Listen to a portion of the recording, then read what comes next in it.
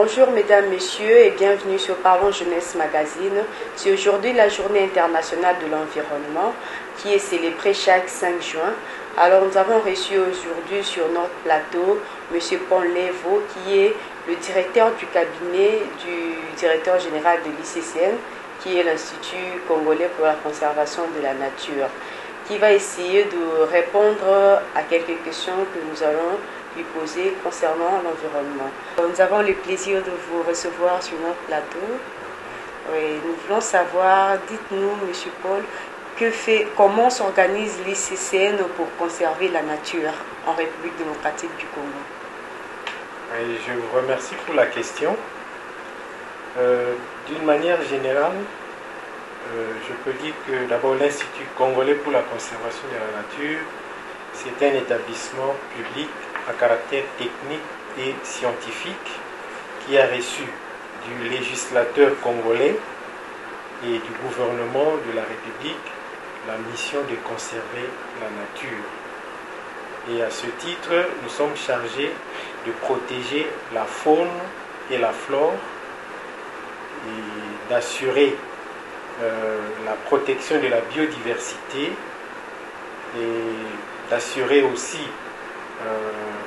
le développement du tourisme, particulièrement de l'écotourisme et de la recherche scientifique dans les aires protégées. Nous sommes régis par un statut qui est décliné dans le décret numéro 10/15 du 15 avril 2010 portant statut d'un établissement public. Et nous avons aussi des lois qui nous régissent. Nous avons premièrement la loi numéro 11/009 du 9 juillet 2011 portant principes fondamentaux relatifs à la protection de l'environnement. Nous avons aussi la loi numéro 14/003 du 11 février 2014 relative à la conservation de la nature. Ça, ce sont les lois nationales qui nous régissent, les deux principales, mais nous sommes aussi soumis à des conventions internationales relatives à l'environnement et à la conservation de la nature. Il y a par exemple la Convention sur le patrimoine mondial de l'humanité, il y a la Convention sur la biodiversité, la Convention sur les changements climatiques, la Convention sur les espèces migratrices, la Convention sur le commerce extérieur des espèces de faune et de flore menacées d'extinction et consorts.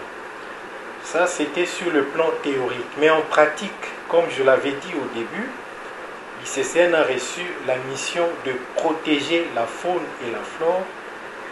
Nous le faisons par la surveillance continue des aires protégées, c'est-à-dire des parcs nationaux, des domaines de chasse, des réserves de faune, des jardins zoologiques et des jardins botaniques que nous protégeons. Et comment nous le faisons? Nous avons un personnel paramilitaire qu'on appelle des éco-gardes qui font chaque jour la surveillance dans les aires protégées pour empêcher la destruction de la faune et la flore, c'est-à-dire des animaux sauvages qui sont dans notre nature, dans notre pays, et aussi des arbres qui sont très importants pour la vie de l'homme congolais que nous sommes. Alors, ces hommes luttent contre le braconnage et contre la destruction des forêts. Et c'est comme cela que l'ICCN assure un environnement sain pour les Congolais. Nous pouvons dire que par ce travail-là, les agents qui sont sur le terrain, parfois ils laissent leur vie, ils travaillent au prix de leur vie, ils se sacrifient pour que le Congolais ait un environnement sain. Vous devez savoir que notre pays regorge de près de la moitié des forêts d'Afrique centrale. Et à ce titre, nous avons, ou nous sommes, le deuxième poumon forestier du monde, après celui de l'Amazonie. Et ces poumons forestiers se trouvent principalement dans les aires protégées que l'ICCN gère. Donc, notre travail ou notre champ d'action, c'est les aires protégées que j'ai citées, les parcs nationaux, domaines de chasse, réserves de faune, jardins zoologiques et jardins botaniques. C'est donc sur ces terrains que se limite notre champ d'action. Vous avez évoqué le jardin zoologique. Et nous avons l'impression comme si notre jardin zoologique n'a plus de normes, soit il n'y a plus assez d'animaux comme c'était auparavant, quand on était petit. On allait de temps en temps à l'école pour visiter les animaux, mais actuellement, c'est comme si, même dans des écoles, il n'y a pas, les enseignants n'ont plus cette initiative de faire visiter soit les élèves dans des jardins, ou soit l'ICCN n'arrive plus peut-être à protéger ces animaux ou ce jardin zoologique. Qu'est-ce que vous pouvez dire à propos de cela? Je vous remercie pour la question. Ça va nous donner l'occasion de présenter un peu au public et à la population les difficultés auxquelles nous sommes confrontés dans la gestion de ces aires protégées. Vous parlez là des jardins zoologiques et botaniques, qui sont des espaces où nous protégeons les espèces de faune et de flore en dehors de leur site ou de leur habitat naturel. Parce que les lions, les tigres ne se trouvent pas en ville. Ils sont dans la forêt, dans la nature, et nous les capturons pour les amener dans les jardins zoologiques. Certaines plantes aussi qui sont au jardin botanique ne sont pas là dans leur habitat naturel. Nous les avons déplacés de leur milieu naturel pour les placer dans ces espaces qu'on appelle jardins botaniques. Et la gestion de ces animaux et ces plantes pose un certain nombre de problèmes, c'est-à-dire qu'il y a des conditions, des critères. Alors, les animaux, tout comme l'homme, ne sont pas des êtres vivants éternels. Ils naissent, ils grandissent, se développent et meurent. Et quand ces espèces meurent, ils doivent être remplacés. Certains animaux que nous avons dans nos jardins zoologiques ont atteint un certain âge. Et depuis qu'ils sont là, ils ont atteint l'âge peut-être de la mort. Les crocodiles que vous voyez au jardin zoologique de Kinshasa est déjà très vieux. Il devrait être remplacé. Donc là, il se pose d'abord un problème de capturer de nouvelles espèces, des spécimens pour les amener. Ça ne se fait pas gratuitement. Ce n'est pas avec les mains que vous allez capturer un crocodile, ou bien un éléphant, ou bien un hippopotame. Il faut aménager son espace de vie. Donc, il faut des moyens. Je parle aussi de la gestion quotidienne de ces animaux. Tout comme nous devons nous nourrir tous les jours. Donc, il faut apporter de la nourriture à ces animaux. Alors là, il se pose aussi un problème des moyens. Et les moyens, il faut les avoir. Comme j'ai dit au début, l'ICCN, c'est un établissement de l'État. Et l'ICCN devrait avoir de l'État les moyens pour nourrir ces animaux, pour entretenir ces jardins, jardins zoologiques comme les jardins botaniques. Et je ne sais pas si vous avez eu l'occasion de parcourir un peu les documents du budget de l'État. Vous allez voir que dans le budget de l'État congolais, il n'y a rien qui est prévu pour l'alimentation de ces animaux, pour l'entretien des jardins botaniques, parce on ne va pas laisser les jardins évoluer comme tel, il faut couper les herbes, les mauvaises herbes, il faut élaguer les branches des arbres. Il faut faire la propriété, pas seulement du jardin botanique, mais aussi dans les eaux. Il faut nettoyer, assurer un environnement sain à ces animaux-là qui constituent le miroir de la biodiversité de notre pays. Et nous n'avons pas de moyens pour le faire. C'est ce qui explique un peu le fait que les animaux ne sont plus nombreux dans ces jardins zoologiques et que parfois l'entretien du jardin botanique se fait difficilement. Donc c'est ici l'occasion d'appeler le gouvernement pour nous assurer les moyens. Pour faire l'écotourisme, il faut investir. Nous n'avons pas de fonds d'investissement.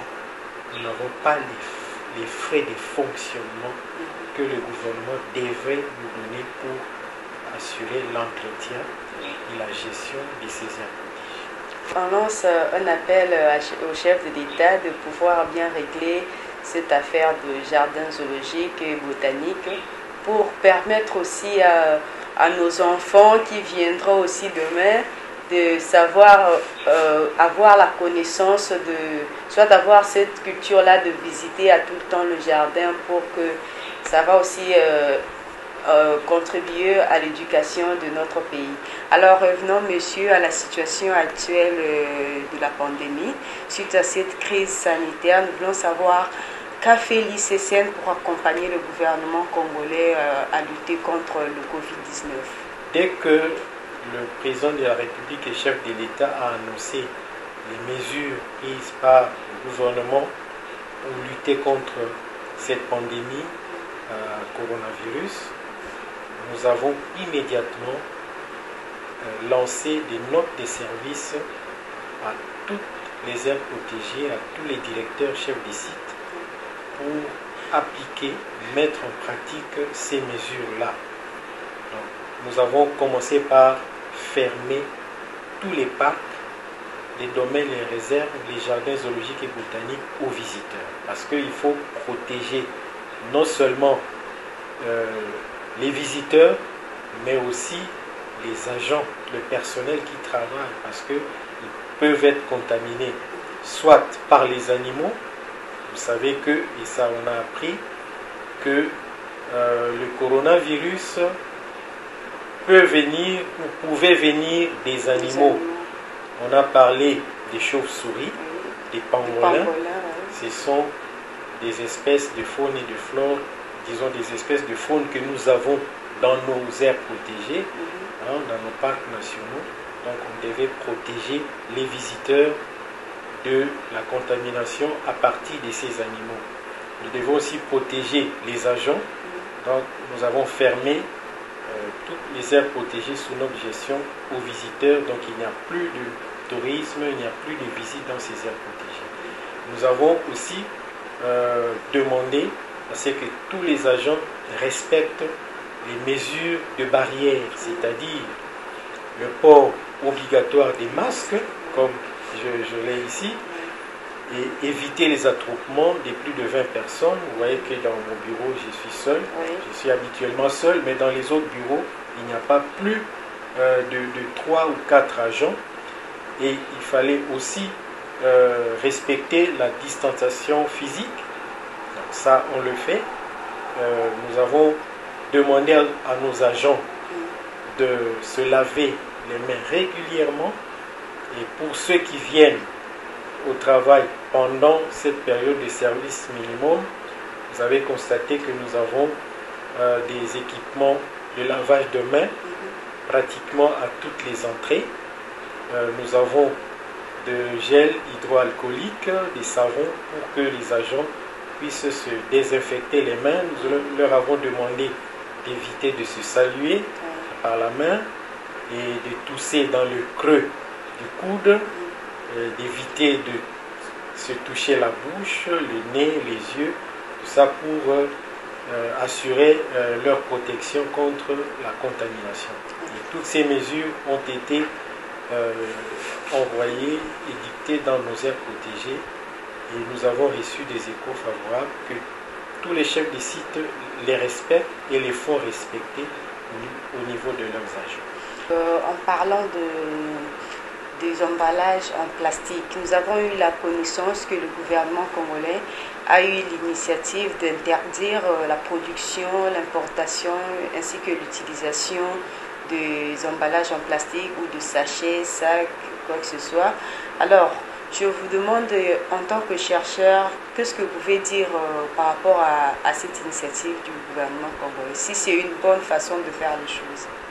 Le gouvernement, bien que c'était fait en retard, mais il fallait prendre cette mesure-là parce que nous savons que le plastique, c'est un élément dangereux pour l'environnement, mais aussi pour l'être vivant, les êtres vivants que nous sommes, les animaux et les hommes. Le plastique pollue l'environnement, pollue la nature. Et le sachet, c'est un produit qui se dégrade difficilement ou presque pas, parce qu'il prend près de 4 siècles, même plus de 4 siècles pour se décomposer, se dégrader. Et quand on le jette dans la nature, on va mourir avant que ce sachet puisse se dégrader. Donc on va le laisser pendant longtemps dans la nature. Alors, il constitue un élément dangereux sur l'environnement, un élément de pollution. Le sachet, quand vous le jetez, après la pluie, il est ramené dans les cours d'eau et il est ramené par le ruissellement, l'écoulement des eaux jusqu'au niveau de l'océan. Déjà dans les cours d'eau, dans la capitale, ici où nous sommes, ce sachet, il obstrue les cours d'eau et nous avons vu comment les sachets s'accumulent sous les ponts de nos routes et il est à la base des inondations que nous subissons dans notre ville. Il y a des quartiers qui sont inondés, les populations ne comprennent pas pourquoi. Une des raisons, c'est que les sachets que nous éliminons de nos ménages, de nos maisons, que nous jetons sur la route, tous ces sachets se déversent dans les rivières et comme ils s'accumulent là, il n'est pas transporté, donc il cause aussi la défiguration même de la nature, du paysage dans lequel nous vivons. Sous d'autres cieux, les cours d'eau sont des endroits où les gens peuvent se reposer à côté le soir après le travail. Mais chez nous, on ne peut pas aller se reposer tout près d'un cours d'eau parce qu'il y a des accumulations des plastiques, les bouteilles, les bouchons, les sachets, toutes sortes de produits à base de plastique. Et ça sent mauvais, donc on ne peut pas le faire. Et les poissons qui se développent, qui vivent dans l'eau, ne peut pas se développer dans un tel milieu. Et s'il consomme, s'il ingère ces plastiques, il est voué à la mort. Il n'y a pas longtemps, on a entendu que des baleines ont été capturées mortes parce qu'ils ont ingéré des plastiques. Et nous, dans nos eaux, nous avons des hippopotames, des poissons qui peuvent manger, absorber ces sachets-là. Et ils ne peuvent plus bien vivre, ils ne peuvent plus bien manger parce qu'il y a eu des sachets accumulés dans leur estomac et ils finissent par mourir. Les sachets, en plus de ce que je viens de dire, ils défigurent l'environnement. Quand on voit les sachets accumulés sur la route, ce n'est pas agréable à voir. C'est pareil pour les sachets qui s'accumulent dans les cours d'eau et particulièrement une des aires protégées que nous gérons, le parc marais des mangroves, est soumis à cette difficulté-là d'accumulation des plastiques dans les eaux qui sont dangereux pour les animaux marins, notamment les baleines, les requins. Vous pouvez être surprise quand je parle des baleines et requins. Nous avons 45 km de côte hein, sur le littoral atlantique, au Congo central, parc marais des mangroves à Mwanda. Et cet espace-là constitue aussi une aire protégée, le parc marais des mangroves. Donc les baleines qui vivent dans l'océan fréquentent aussi la côte congolaise. En plus des baleines, nous avons les tortues marines et des requins, qui sont des espèces totalement protégées dans notre pays. Et c'est intéressant d'aller les visiter. J'espère qu'un jour on pourra aller. Oui, il faut y aller. C'est vraiment un espace paradisiaque, les mangroves, où on trouve aussi le lamantin, le lamantin qui est un mammifère marin que nous n'avons pas dans l'océan Atlantique, mais dans le fleuve Congo, à l'embouchure, et à commencer par la rivière Lukunga. C'est à partir de là que commence le parc marais des mangroves jusqu'à l'embouchure, et c'est dans cet espace-là qu'on peut trouver le lamantin. Cette interdiction, ça pourra impacter l'économie du pays, soit déjà avec ce qu'on vit par rapport au coronavirus. Est-ce que ça ne serait pas mieux de laisser peut-être la production de ces emballages en plastique, mais pourtant procéder à des méthodes de sensibilisation auprès de la population pour que quand quelqu'un finit peut-être d'utiliser l'emballage, au lieu de jeter par terre dans la rue, d'aller jeter chez lui à la poubelle et ensuite mettre à la disposition de la population de poubelles au coin de chaque rue pour que ça puisse un peu soulager la population, parce que interdire la production, l'importation, ça pourrait aussi impacter quelque part l'économie du pays. Qu'est-ce que vous en pensez? Oui, c'est vrai que l'interdiction de la production, de l'importation, de l'utilisation des sachets en plastique a un impact sur l'économie. Ça, on peut le concéder. Mais est-ce que c'est la seule source des revenus dans notre pays? Je ne pense pas. D'autres pays ont pris ces mesures, mais ils ont aussi pris des alternatives. Par exemple, les emballages qu'on utilise dans notre pays sont faits en matière biodégradable.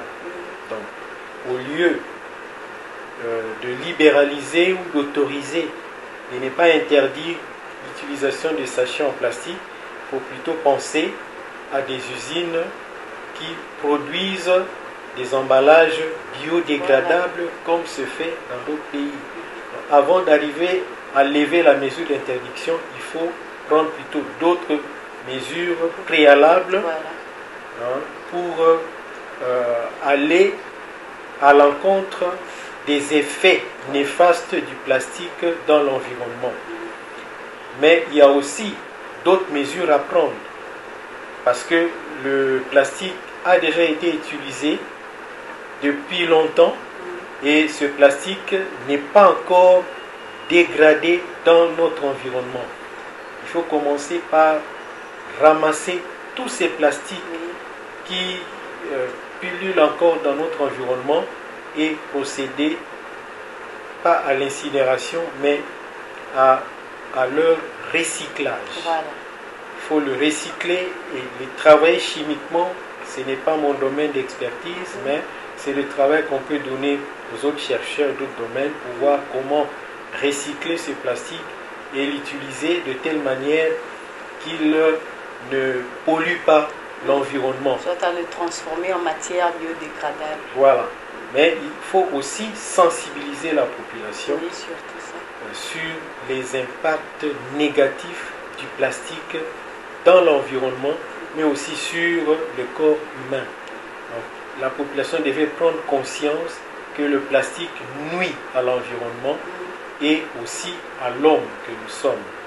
Parce que si les poissons qui constituent notre nourriture, je dirais même nourriture de base, ne peuvent pas se développer dans les rivières qui coulent derrière nos maisons, donc on a déjà des problèmes d'alimentation. Voilà. Donc il faudrait que l'environnement soit sain et qu'il soit propice pour le développement de toutes les ressources de la faune que nous avons et même les ressources de la flore aussi. Donc, libéraliser, Je ne pense pas que ce soit une bonne chose.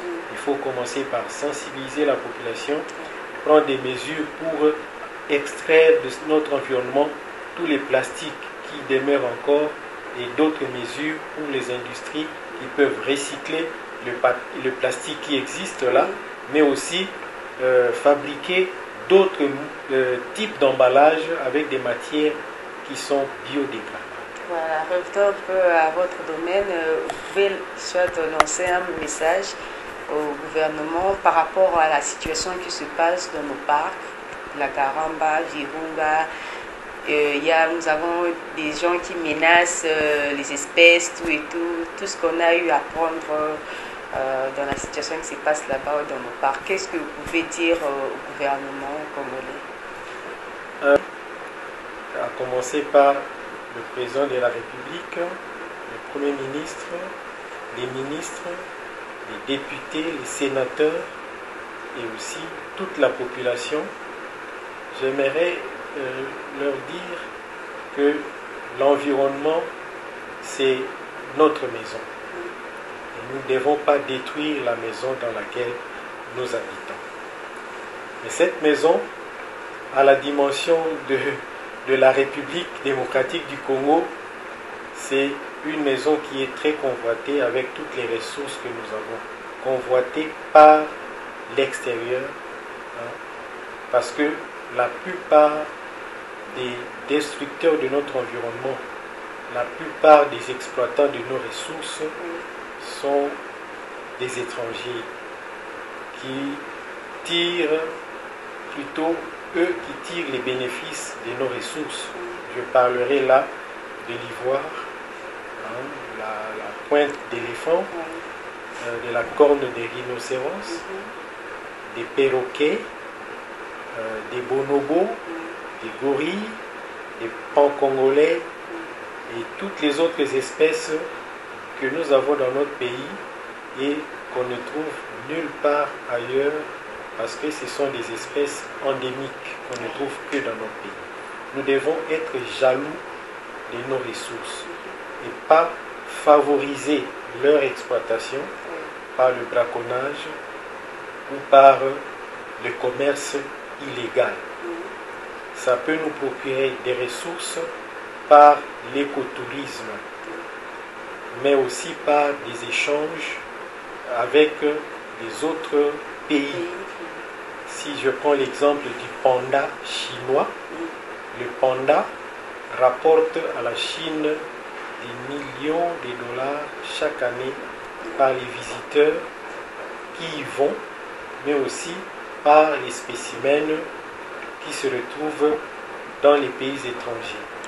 Donc nous devons protéger nos ressources et dénoncer toute action de braconnage sur nos ressources, mais aussi l'exploitation de la forêt, parce que beaucoup de pays viennent couper nos arbres et les exporter ou les amener chez eux, parfois sans que l'argent qui provient de ce commerce-là ne rentre dans la caisse de l'État.